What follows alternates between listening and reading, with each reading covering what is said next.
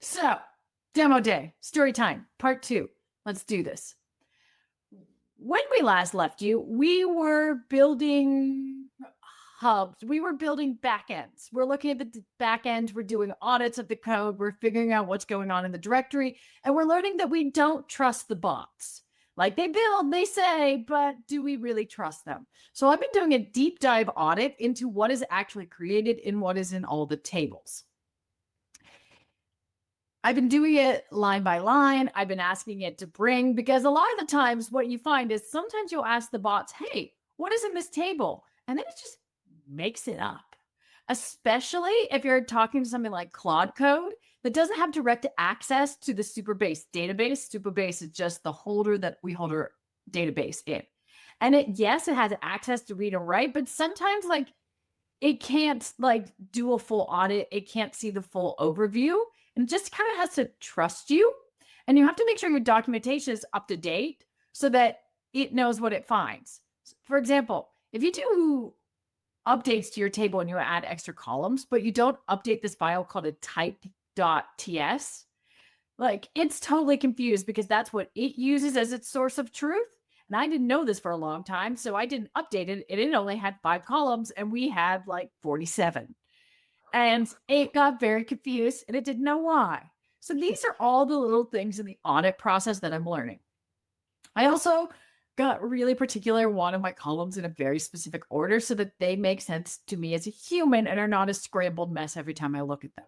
Yes, I can make views, but we're making clean tables right now. So I really wanted them to be in the best order that they could. And that also helped me go through the thinking process of thinking, what do we need in each table and do we have it?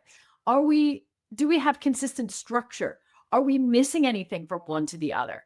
And that process really allowed me to go through. But when you have 20 on tables, that oversight can be really hard. So what I ended up having the problem with was context window. So if you've been using any of the AI chat tools like OpenAI, ChatGPT, Claude, or anything like that, you will notice that when you're in the chat, it gets to a point where it's I can't handle any more of this conversation. And then you have to move to another one. And I kind of talked about that last week on how I was handling that by making artifact documents and then sharing that to another, how memory is now coming more into play in these tools and it has a better window. Well, when you're in code, you can keep these windows really, really big, but it's still not as good as we are. And of course, I mean, if it was, something would probably be wrong. But it got lost. And I trusted it that it was keeping track of everything and I was keeping the notes. The good news is I, at some point, told the AI I like documentation and it creates session log files and it was spinning up all sorts of documents that I was never even reading, but it could go back and resource and look at all the time. All that said, it got to the point where the AI was so confused, it didn't know what it was building anymore. So I've been doing all of this work in the audit and I had to be like, where do I go from here? I've totally scrambled its brain. And one day I built so much code and I feel like I had to throw it all out because it was total garbage. So I actually decided, I was like, where can I get a clean slate? And I moved back to Claude Chat for a while. And I said, hey, you get the project file. This is what I've got. I already knew what my structure was, and I built a nice clean schema. I also told it, so the schema, as I mentioned, was the design of the database. I was like, here's my nice clean design. With that, I was able to look through it more clearly, see the documents. I also created all of the code that I needed to add those tables into the database, because that is probably the second major mistake I made. Not only was I having all these architectural conversations and creating this huge context window over a week or 2 weeks worth of time scale and making all these design decisions. Oh yes, we made this decision next. We made this decision next. Well, when we made those design decisions, it wasn't actually cementing them into code. Because when I was making those design decisions at the database level, when you want to make a database change, the code can't do that. I have to do that via a different code called SQL, an SQL command that then tells the database what to do and builds it automatically. And it was giving me these migration files, but I wasn't actually using them because I didn't know I needed to do that at that point. So I'm creating this whole backlog of like these brilliant ideas, these design decisions that we're making, how we're handling legal, how we're handling conflicts, what are we doing with review images, like all of these bits and bobs, like what does the audit trail look like? But I wasn't actually cementing it in the database. So I had to take a step back. I went to Claude Chat. I built it out. Then we built the files. And then from there, within like 2 hours, I was able to build everything like that. And actually, the number of tokens I used was ridiculously small to build everything. Like I deleted every table that we had, everything that we've ever had. I deleted it out. I started completely fresh in the database, rebuilt it all, reseeded it all, built new RLS files, which are the security protocol that runs in the background, all of the audit trails, all of the triggers, just boom, boom, boom, boom, because I had the architecture designed out and I had found the space and the way to summarize it in a way that it wasn't massive anymore. So this allowed us to basically quickly create everything we needed back into the database. And I had it summarized by creating a few simple documents at the end that summarized our workflow, the database schema, the security protocol, and a legal document. And with these 4 documents, I've now cemented as a baseline our entire architect, and I made it in human readable form. So it now becomes a reference for the bots, but it also becomes a tool set for us. This is the current status of the database. One of the things that I also want to share is a trick I discovered somewhere along the line that I played with this week, which was using different AI bots to check your code. So sometimes you can get really blinded by the conversations from one AI bot. So if you keep asking Claude over and over again, Claude will get to know you, Claude will get to tell you the same responses over and over. So if you really want to sort of check your architecture, check your direction, what you want to do is give the same prompt to different AI engine brains and then see what comes out. So once I got things set up and I checked the code, I said, hey, let's build a prompt. I built a prompt with, I think, Claude Chat. I'm not exactly sure where I built the prompt, but I built a prompt that basically said, we are doing a full audit of the database schema, and the code base for H3. I want you to go through it. I want you to look for loose ends, inconsistencies, security, and scalability are the primary things that we're looking at, and basic architecture design. I asked Claude, and I asked a different Claude version. So I was building almost everything in Sonnet 4.5, I believe. But there's actually an Opus 4.5, which is better for complex work and code work, which I switched to 2 days ago to build the final code base. But almost everything else I built in Sonnet. So I audited in Opus 4.5.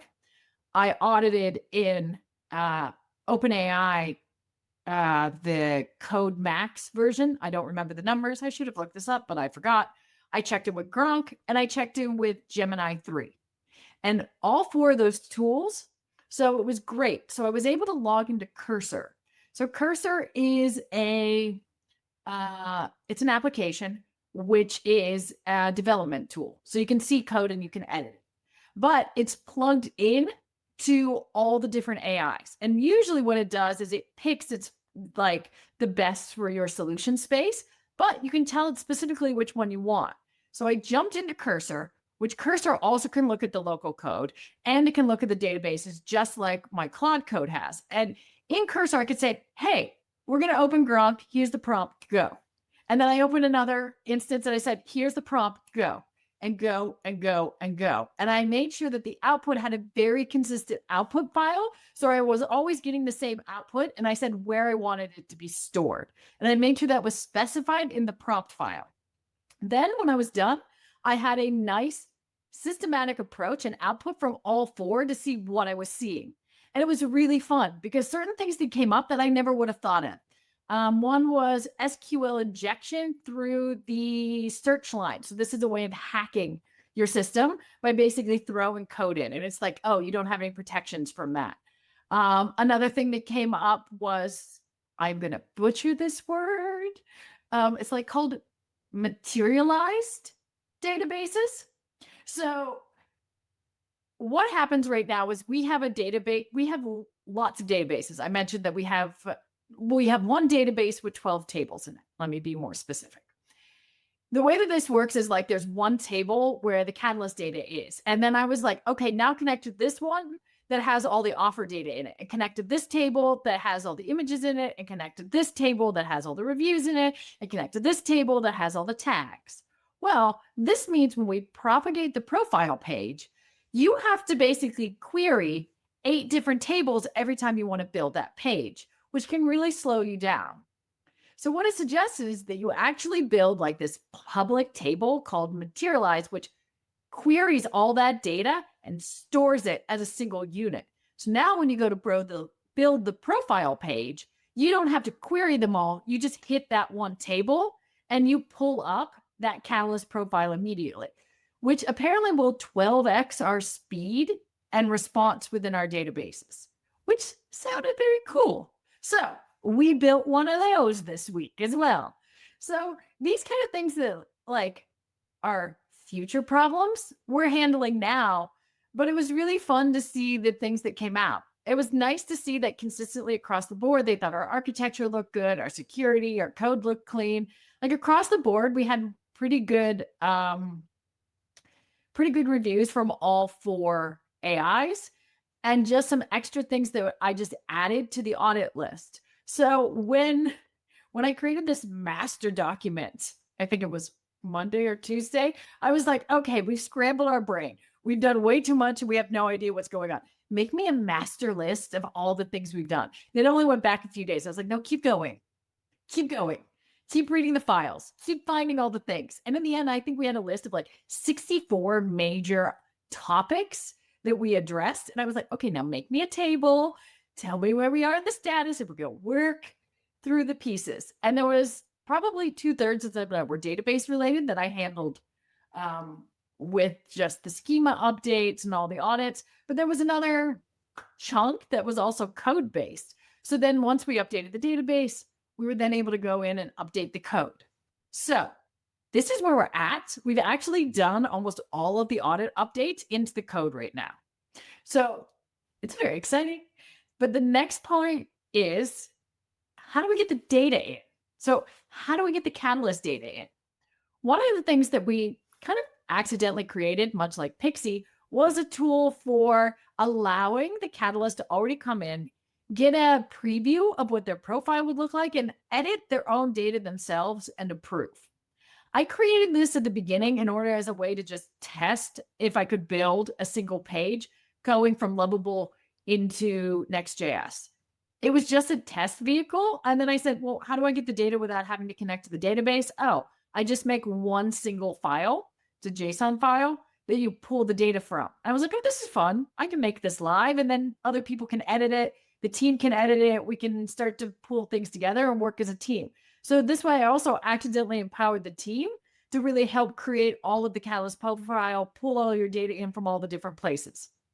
So that tool is cool. And I now have a data file, but now I have to get that JSON file into the database. And the database has changed significantly since we built that tool. So how do we make sure that we map the information that we have? And whether that's coming from the JSON file from the profiles, whether it's coming from the type form output, which is a CSV file, or just a random list that we have, which is also a CSV. How do I make sure that all that data coming in from all the different points of view or perspectives gets properly mapped into the database? Well, this is an import tool that we're building that does that translation for us.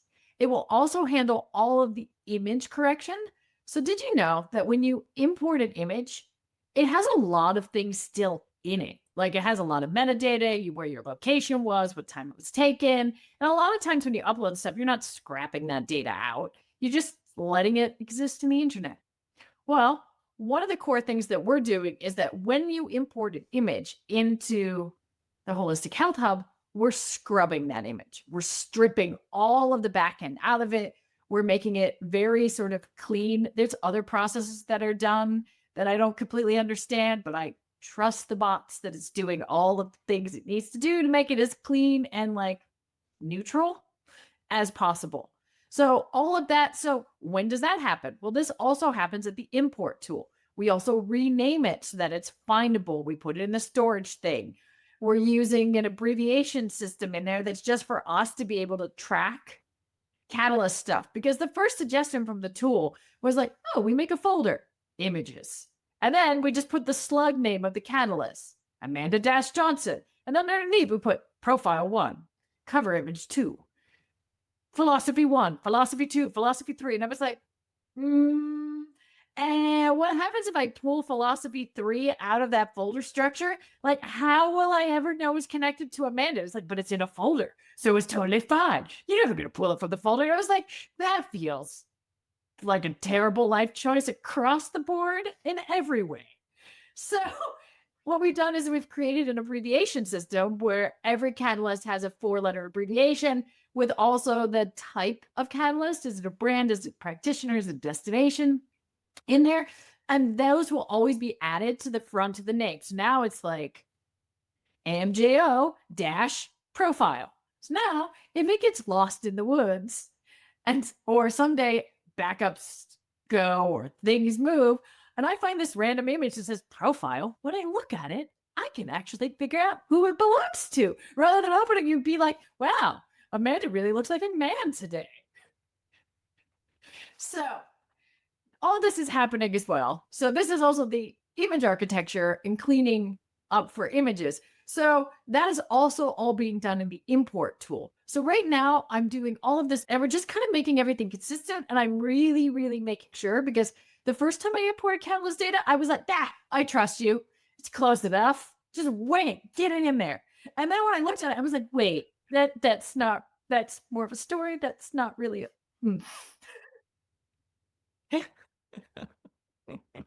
it was close enough, but not close enough for like what we really need for production. So now I've been really taking the time to really go through and make sure that the mapping is working from all the different sources that's coming from. And then we know that our import tool is chef's kiss perfect. And then I can just say, go, go, go, go. And I just throw data at it and it goes, and it throws it into the database. And if our code is still working properly, which I don't know, we got to check, because right now I can't check to make sure that the mapping. So when I say the code is correct, what I mean is I'm talking about the app code for the Holistic Health Hub. So on the profile page, you've got all these different things. And the traditional way to build a website is like you just have everything hard coded in the different pieces. So you see title, you see about story, you see story description, and you're hand typing all this in. Not the way we're building it. Not the way we're building it at all. What we're doing is all of these blocks of text and ideas are inside of the database. So we have to be able to pull them from the database and throw them in the website, which means that we can basically have a template that says any catalyst that comes in, I pull from these areas in the database. This is called a dynamic website. So these dynamic elements, now that I've renamed everything in the database schema, I have to make sure that the profile page actually mapped correctly. Currently, the bots have told me that they have done the right thing, but I'm not exactly sure if I believe them. But I won't know until I actually have new data in the database to make a pretty image. So this is the point where we're at. Moving along, still learning. Yeah.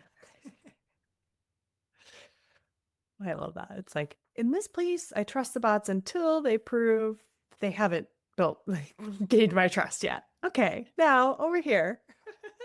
Let's go back. I love this process though. I think you've explained it as kind of, I keep thinking how much it like relates to just our overall philosophy of the 5 stages, right? Of growth and transformation. And it's the exact same thing, which is like, okay, we're in the awareness that, something new. Okay. Then the perspective, then the knowledge building, and then the skill building. And then, as you said, it's like kind of keeps going out. And then it's like embodiment. And then it's like, okay, we did the whole process. It expanded. It got messy. We learned a whole bunch. And then shoo, it like clicked in. And then it's like, next, next mountain that we're going to climb up. So I think it's pretty cool. Oh yeah, it's definitely where we are right now. And that like exploring and the fact that it came together so fast this morning, like I actually had to take a screen capture and I was like, how many tokens did I use? Like I rebuilt the entire thing and I only used 60% of my like 5 hour window. And usually I burn through my 5 hour window in no time. And I was like, well, this was extremely efficient. And that's when I knew it was right as well, because it got very efficient. It dropped to that single unit of clarity. And that for me, yeah, Mhm. Yeah. there's so much to that. So, Yeah. yeah, I'm trying to think. I feel like there was one more thing I had to tell you, but I cannot remember what it is. So we're just going to let it go. And we're going to call it end of story time for today. It's a beautiful story. Thank you for continuing to write it. I'm excited to actually see what comes out the other side. We're so Yeah. close, so I close. know. I know. I can't wait for that, obviously, as well. And I just have to say that what you just said there about like, oh, it validated that it was right because e- I'm going to call it easy, Mhm.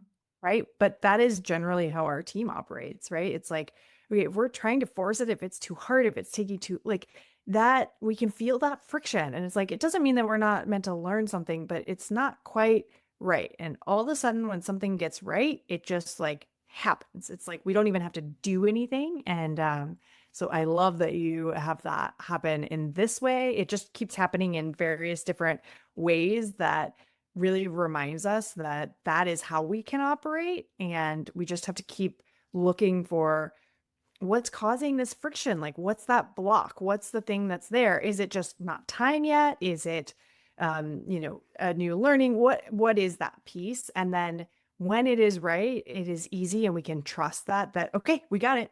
Look, it just happened and off we go. Yeah, it's very cool. And I think one thing I would add to that is when that timing, not only is it not the right time, but I Yeah. think there's a lot to be said about how we embody our own ownership and are we ready for it? Like sometimes we say we want something, but we're not really fully embodied that ownership yet. So then it also can't happen. Yeah. So sometimes there's also a hard look in the mirror of like, I say I want this thing, like, I say I wanna get fit, but, like, am I really ready to put in the time, put in the effort? As a friend of mine says, "Embrace the suck of the process Yeah. and do that." And 1,000% agree. And sometimes I think that's it can be, I think of it as that swirl, like those stages around knowledge and skills, even where yes, you know what you want, but you actually haven't built and played enough to be able to embody it, right? Like we think as we enter that stage and we've gained new knowledge or we built new skills that that's it, but there is a very distinct shift personally, technologically, project wise, team wise, all the different facets of allowing yourself to stay in that like swirl space and say it's okay. It doesn't have to be embodied yet or click in quite yet, that we're still learning and growing. And it can be messy and it can be all of those things. And when it is meant to click in, whether that's our own personal thing blocking it, whether it's we actually don't have all the information we need yet. We think we might, we think we do, but it just, there's more to come that we just can't even see in our periphery, right? No. So often, so often, you're like, why? I am ready, this thing. Why won't it happen? And then something happens and you're like, oh, okay. Okay. So we trust the process. We trust the timing. We trust that the validation of something going is truly now we have all the information that we needed to know for that thing to click in. and it's go time. And that's easy, simple. When it's all the other stuff, it's like, just keep learning, just stay in the goose, stay in the swirl, stay in that moment, and it will click when it's meant to click.